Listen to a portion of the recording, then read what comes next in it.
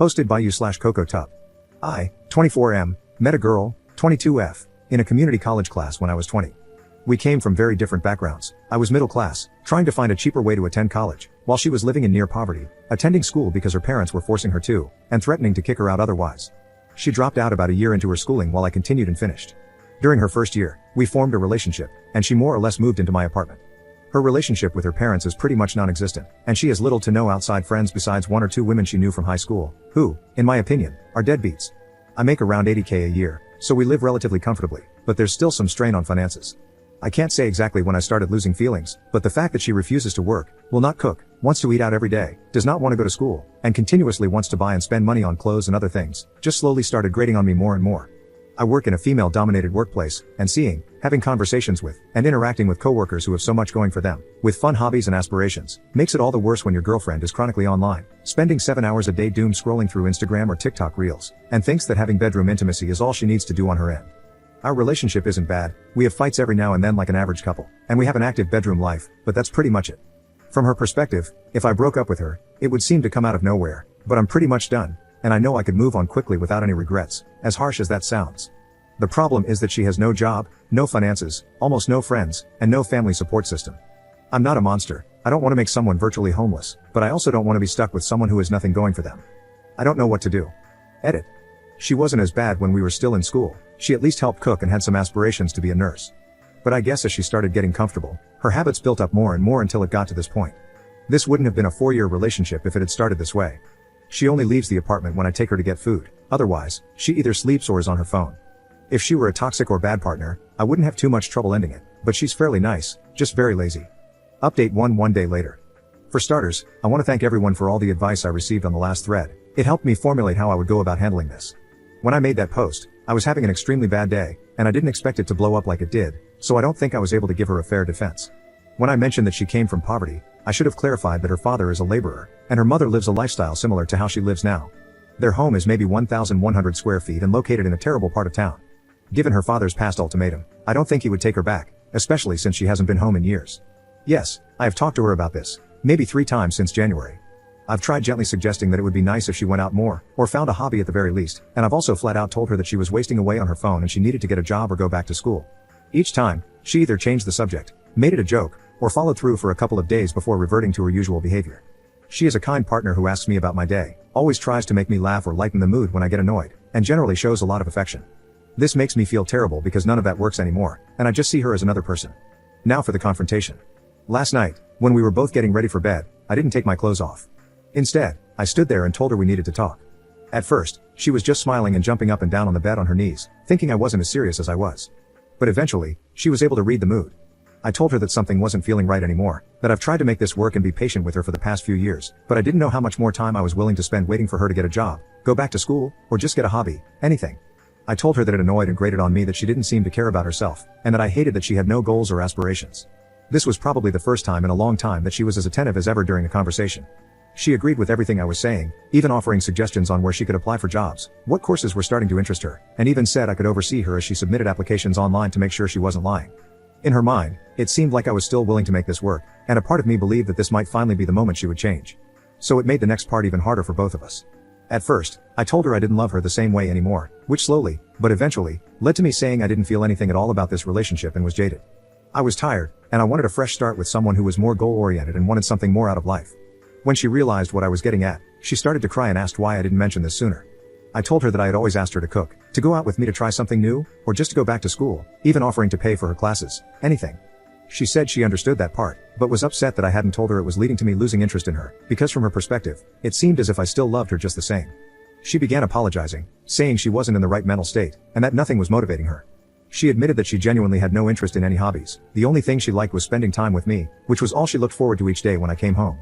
None of this really affected my emotions, other than making me feel uncomfortable, so I tried to continue by saying that I thought her lifestyle might be better suited with someone else. But she immediately cut me off and became more panicked. She started apologizing again for what she had done, and said she would be a better girlfriend. She promised to go with me wherever I wanted to go the next day, and to look for courses in August that she could start. She said she didn't want to lose me because she had nothing else in her life, and absolutely hated that I had stopped loving her. There were so many tears and so much snot that I said we would have this conversation again when she calmed down, which we eventually did an hour or so later. She pleaded for 2 months to make a change, and begged for another chance, repeatedly promising that she would change. Again, she listed all the places she would apply to, and vowed to be a better partner. I never wanted to make her homeless, so this seemed like a good compromise, even though I still had my doubts. I then reaffirmed that I wanted to see other people, but she was much more adamant about fixing the relationship than about the aspirations issue. She asked me repeatedly to give her a month to try to make the relationship work, and asked again and again what she could do to make me love her again, insisting that she didn't want me to hate her. She said the worst part of it all was that the only person she had was just done with her. It seemed as if she was about to break down again, so I said, okay, we'll see how the relationship is in a month. In my mind, if I was allowing her 2 months to get back on her feet, then by the end of the first month, she would already be ready to move on.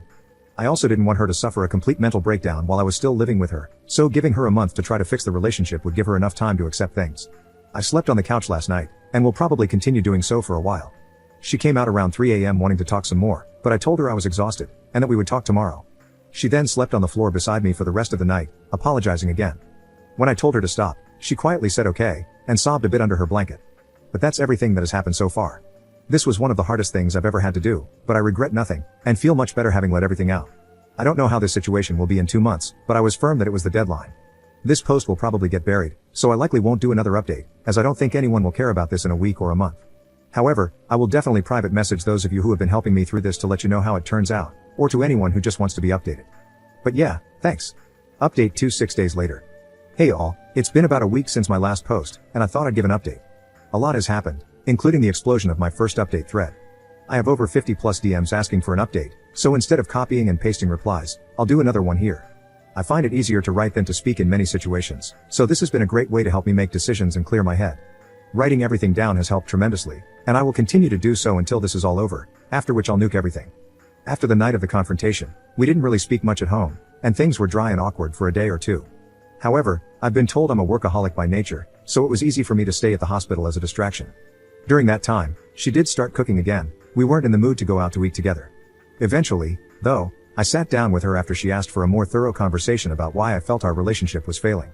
She promised not to cry or get upset, but wanted me to be 100% upfront so she could better understand, stating she wanted to try everything to fix this. I was really apprehensive about this, and I can't fully explain why, but given that we've been together for 4 years, I wanted to at least make an effort out of respect, even though a large part of me was angry for even doing so, as I feel I've never received the same effort from her. There have been many different opinions in response to my last update.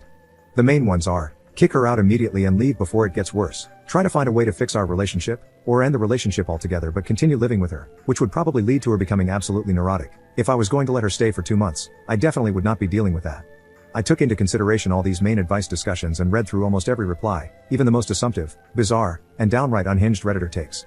More importantly, I was heavily influenced by those who have shared with me their past stories, which either led to them being stuck in loveless relationships for years, or eventually being able to overcome their problems and have an even stronger connection.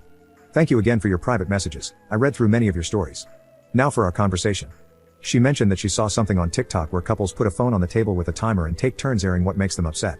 She wanted to do something similar. I said that was a dumb idea, and that if we were going to talk about our problems, it would be better if there were no time limit. She eventually agreed and said I could go first, asking me when I completely lost my love for her.